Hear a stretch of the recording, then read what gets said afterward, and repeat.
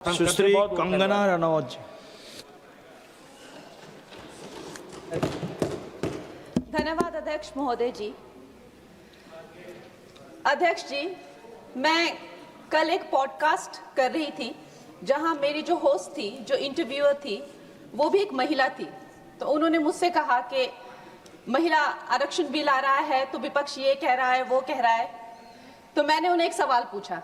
मैंने कहा, आप अपने दिल पर हाथ रख के कहिए, in the history of mankind, in the history of womankind, in the history of the world, क्या कभी भी महिलाओं को ये प्रिविलेज मिला है? क्या कभी भी महिलाओं के लिए ऐसा स्वर्णिम काल, जिसे अमृत काल कहा जाता है? मैंने कहा, आप दिल पे हाथ रख के बताइए कि isn't it the best time to be a woman? और वो मुस्कुरा के almost she giggled and laughed. She said, yes, this is the best time to be a woman. और आज विपक्ष वाले हो चाहे पक्ष वाले हो, सबसे पहले तो मैं सारी मातृशक्ति को तहे दिल से बधाई देती हूँ कि हम इतिहास का हिस्सा बने हैं। जो आज तक महिलाओं की एक इमेज रही है, सब महिलाओं ने बात रखी अपनी। चाहे हम लोग आज भी हर दिन पेपर में पढ़ते हैं, बेटियों को जहर देके मार दिया गया, चाहे हम हर एक महिला के दिल में एक दर्द है अध्यक्ष महोदय। और आज प्रधानमंत्री जी नरेंद्र मोदी जी के नेतृत्व में जो एनडीए की सरकार ने किया है, मुझे हमारी एक बहुत ही चर्चित फिल्म है, फिल्म इंडस्ट्री की, दिलवाले दुल्हनिया ले जाएंगे, उसमें एक डायलॉग है कि जा सिमरन तू जी ले अपनी जिंदगी। तो आज हमारी सरकार ने इस भारतवर्ष की बेटियों को कहा है, महिलाओं को कहा है, सारे पिंजरे टूट गए हैं, सारी दीवारें टूट गई है, जाओ बेटियों तुम जी लो अपनी जिंदगी। हम महिलाओं के लिए ये बहुत बड़ी बात है। मैं सारी महिलाओं को, यहाँ बैठी हुई सारी मेरी बहनों को बहुत बहुत बधाई देती हूँ। अध्यक्ष महोदय, भारत की बेटी वैदिक काल में जब दृष्टा बनी, दर्शनी बनी, विदुषी बनी, तो वो गार्गी और मैत्री बनी। मध्यकाल में जब वो लड़ी, उसने नेतृत्व किया, वो रानी लक्ष्मीबाई बनी, वो अबक्का बनी। अध्यात्म में जब भारत की बेटी ने परचम उठाया, परचम पाया, तो वो मीराबाई बनी, अक्का महादेवी बनी। आज भी हमारे भारत की बेटियां जो है हर क्षेत्र में, चाहे वो डिफेंस हो, चाहे वो स्पोर्ट्स हो, फिल्म इंडस्ट्री हो, चाहे वो मंगल मिशन हो, कोई भी ऐसा क्षेत्र नहीं है जिसमें वो भारत का नाम ऊंचा नहीं कर रही हो। लेकिन ये जो राजनीति का एक क्षेत्र है, वही एकमात्र ऐसा क्षेत्र है अध्यक्ष महोदय जी, जहां पर हमारा देश पूरे विश्व के साथ कदम से कदम मिलाकर नहीं चल पा रहा है। मैं हिमाचल प्रदेश का उदाहरण देती हूँ। हमारे पास 68 एमएलएज हैं, लेकिन सिर्फ एक महिला एमएलए है, सिर्फ एक। लेकिन बाकी देश भी इसी तरह की जो है, चाहे 8%, 9% का वुमेन इंक्लूजन, अरे मेरे को प्लीज वुमेन्स बिल पे बोलने दीजिए ना। तो अभी पूरे देश की जो असेंबली का है, यही रेट चल रहा है। और ये जो दर है, इसकी जो औसताना दर है, वो 9% to 8% है। लोकसभा में जबकि हमें 13% तक पहुंचे हैं, लेकिन ये वैश्विक दर दूर दूर तक कहीं वो वैश्विक दर के नजदीक नहीं है। लेकिन आज जब ये महान उत्सव हमारी जिंदगियों में आया है, तो प्रधानमंत्री जी का एक शब्द मुझे याद आता है कि पेट में चूहे दौड़ना। कांग्रेस के पेट में जब भी कुछ अच्छा होने लगता है तो चूहे इनके दौड़ने लगते हैं, और वैसे ही चूहे दौड़ने शुरू हो गए हैं। अभी प्रियंका गांधी जी कह रही है कि संविधान ही बदल देंगे, यहाँ पे जो है डेमोक्रेसी ही खत्म कर देंगे, कुछ भी करने को जाते हैं तो डेमोक्रेसी खत्म कर देंगे। आप थोड़ा भी अगर कॉमन सेंस यूज करें कि जो लोकप्रिय नेता है, जो डेमोक्रेटिकली इलेक्टेड नेता है प्रधानमंत्री जी, जिन्हें डेमोक्रेसी ने उनकी पार्टी को लाया है, वो उस डेमोक्रेसी को क्यों खत्म करेंगे? वो थोड़ा ना कोई इंदिरा गांधी जी की तरह उनसे कोई कुर्सी ले रहा है तो उनको कुर्सी पे हक जमा के रखना है, तो वो डेमोक्रेसी खत्म करनी ही पड़ेगी। ऐसी तो कोई स्थिति है ही नहीं। तो जैसे प्रधानमंत्री जी ने कहा कि अगर किसी के लिए डेमोक्रेसी वर्क करती है तो वो मेरे लिए ही सबसे ज्यादा वर्क करती है, तो इतना तो कॉमन सेंस होना चाहिए। जब देखो लोगों को बहलाना फुसलाना, जब देखो जो है वो झूठी बातें चलाना। और अब एक नई बात सीखी है, डिलिमिटेशन जो है।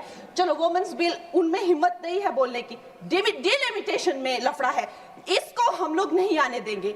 अरे प्रियंका गांधी जी, जब लास्ट टाइम डिलिमिटेशन तो कोई बीजेपी का तो कोई प्रोसीजर है नहीं, एक ये संवैधानिक ये एक प्रोसीजर है, हर 11-11 साल में होता था। 51 में हुआ, 61 में हुआ, 71 में हुआ। 71 में जब हुई डिलिमिटेशन तो 61 करोड़ जो है वो भारतीय थे।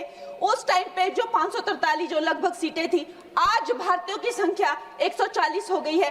क्या उनका समीकरण है? क्या उसमें से SC ST उनको उनका हक नहीं मिलेगा? SC ST में भी 1/3 हक महिलाओं, उनकी क्या संख्या है, उनकी क्या सीट आएगी? ये सारी कैलकुलेशन किस तरह से आप रिजर्वेशन देंगे? 140 करोड़ जो अब महिलाएं हैं तो they should not be accounted for. इस तरह की ये बहकी बातें कर रहे हैं। अभी मेरी बहुत अच्छे मित्र हैं यहाँ, जून TMC के जो MP हैं, उन्होंने कहा कि 33% रिजर्वेशन क्यों दे रहे हो, 85% दे दो। अरे आप थोड़ा तो कॉमन सेंस यूज करिए। अगर आप जो है 33% दे रहे हैं, लेकिन जो बाकी सीट्स है उन किसी भी सीट पे वो ओपन सीट्स है, वो महिलाओं को लड़ना जो है उस पे कोई भी किसी तरह का बैन नहीं है। 14% हम ऑलरेडी पहुंच गए हैं। तो जून जी, मैं आपको ये कहना चाहूंगी कि लगभग 50% से ज्यादा महिलाओं का पार्टिसिपेशन होगा इस महिला बिल के बाद। तो अध्यक्ष महोदय जी, सोनिया गांधी जी कहती हैं कि इनको इतनी जल्दी क्यों है, ये महिला बिल इतना जल्दी में क्यों लाते हैं? तो आपकी तरह होना चाहिए था कि 30 साल जो है आपने इस बिल को लटका के। से अग्री करती हूँ कि प्रधानमंत्री जी जो है महिलाओं को न्याय दिलाने के लिए जल्दी में है, क्योंकि जो काम 60 साल में नहीं हुए वो उन्होंने 10 साल में ही करके दिखा दिए। चाहे वो करोड़ों मकान पक्के किए हो, चाहे वो गैस सिलेंडर दिए हो, चाहे वो महिला को डिफेंस में लाना हो, चाहे वो गर्भवती महिलाओं को 12 वीक से लेकर 26 वीक की हॉलीडे हो, न जाने कितनी योजना, लखपति दीदी, ड्रोन दीदी, सेल्फ हेल्प ग्रुप्स। अगर मैं बोलने लगूं तो यहाँ बहुत वक्त चला जाए, लेकिन एक बात पक्की है कि वो एक जल्दी में है, महिलाओं को न्याय दिलाने की जल्दी। और ये जल्दी अब की नहीं है, ये जल्दी जब से वो हेड ऑफ गवर्नेंस बने हैं तब से है। गुजरात में भी बाकी स्टेट्स की तरह गुजरात जब वो चीफ मिनिस्टर बने तो एक फीमेल फिटिसाइड का जो एक प्रैक्टिस थी उसकी चपट में था। उस टाइम उन्होंने, देखिए रूल हर जगह होते हैं, लेकिन एक लीडर की संवेदनशीलता देखिए, वहां पे उन्होंने एक जन जन को नुक्कड़ नाटक करने के लिए, जहां पे एक भ्रूण जो है वो माता से बात करता है कि माँ मैं जीना चाहती हूँ, कि माँ मैं आपकी तरह बनना चाहती हूँ, मैं भी कुछ अच्छा करूंगी, उससे करके लोगों में जो संवेदनशीलता आई, जो आत्मीयता आई, जो एक गर्ल चाइल्ड के लिए उनके मन में एक भाव उठा, उसके करके आप देखिए इंडिपेंडेंट इंडिया की हिस्ट्री में 1000 मेल चाइल्ड पर पहली बार 1020 फीमेल चाइल्ड हुए हैं। ये प्रधानमंत्री जी की कमिटमेंट है फॉर गर्ल चाइल्ड। लेकिन इन लोगों को जो है इस बात का दुख होता है। अध्यक्ष महोदय जी, मैं आपसे ज्यादा अध्यक्ष महोदय जी, मैं ये बात आपके संज्ञान में लाना चाहती हूँ कि एक तरफ तो प्रधानमंत्री जी की नीति है और दूसरी तरफ जो है वो है कांग्रेस के लोग, विपक्ष के लोग आप कह लीजिए। MLA फूल सिंह जी ने इसी जनवरी में कहा कि अगर महिलाएं आकर्षक होंगी तो रेप तो होंगे ही। सोचिए, ये इनकी मानसिकता है। TMC के MP तपस पाल ने कहा, I will let loose my men to rape your women। ये इनकी मानसिकता है महिलाओं के लिए। मुलायम सिंह यादव जी ने कहा था, आज धर्मेंद्र यादव जी कह रहे थे ना कि हम फेमिनिस्ट हैं, उन्होंने कहा था कि अगर ये बिल आएगा तो सिर्फ जो अर्बन महिलाएं हैं वही पार्लियामेंट में आएगी और उसके करके जो है सीटियां और तालियां बजाने की जैसे जो है पुरुष काम करेंगे, उनको कौन संभालेगा? ऐसी इनकी मानसिकता है बेटियों के लिए। अध्यक्ष महोदय जी, जब मुझे टिकट 2024 में जब मुझे टिकट मिला था तो मेरा एक फोटो लगाकर उसके नीचे कांग्रेस के प्रवक्ता ने लिखा था कि मंडी में क्या भाव चल रहा है। इन्होंने, अध्यक्ष महोदय जी, मैं कलाकार हूं, मैंने रानी लक्ष्मीबाई जैसे स्वतंत्रता सेनानी से लेकर गैंगस्टर में एक भटकी हुई युवती से लेकर फैशन के ड्रग एडिक्ट से लेकर मैंने हर तरह का किरदार निभाया। रजो में एक सेक्स वर्कर से लेकर मैंने तलाईवी में एक लीडर की तरह हर किरदार निभाया है, जिसके लिए मुझे कई राष्ट्रीय सम्मान भी मिले हैं। ये एक कलाकार का धर्म होता है कि किसी भी कला में ढल जाना, लेकिन इन्होंने मेरी फिल्म के किरदार के फोटो यूज करके उसके प्रमोशन जब मैं किसी उसके वो यूज करके नीचे लिखा कि मंडी की लड़कियों के क्या भाव है। अध्यक्ष महोदय जी ये भूल गए कि ये वो मंडी नहीं जो आपको फिल्मों में दिखाई थी, एक मंडी जो फ्लैश मार्केट को लेकर एक फिल्म बनी थी मंडी, लेकिन ये भूल गए ये वो मंडी है जहां मांडव ऋषि ने तपस्या की थी। मांडव ऋषि के नाम पर मंडी का नाम पड़ा है अध्यक्ष महोदय, और उसे छोटे काशी भी कहा जाता है।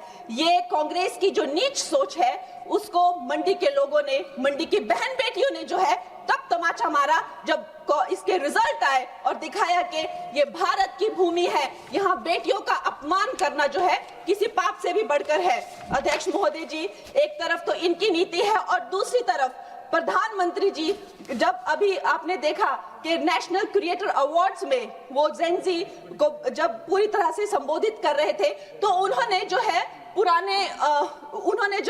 जो वो जेनजी को संबोधित कर रहे थे तो उन्होंने जो है आधुनिक फैशन में जो है पैरेलल ड्रॉ किया, जो मिनी स्कर्ट्स होते हैं, जो ब्लॉक हील्स होते हैं, जो लेडीज के पर्सेस, एक्सेसरीज होती है, जो कोणार्क टेम्पल में जो स्कल्पचर बने हैं, और उन्हें जो है हमारे कल्चरल हेरिटेज का एम्बेसडर बनाया। और प्रधानमंत्री जी, इससे उनकी जो कल्चरल रूटेड जो प्रोग्रेसिवनेस है वो नजर आती है।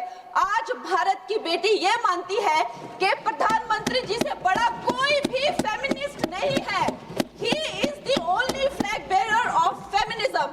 और ये भारत की बेटियां जो है सदा उनकी आभारी रहेगी, जो उन्होंने भारत की महिला शक्ति में, मातृशक्ति में विश्वास दिखाया है, उसके लिए हम सदा आभारी रहेंगे। मैं अपनी पार्टी को बधाई देती हूं और साथ ही सब महिलाओं को धन्यवाद।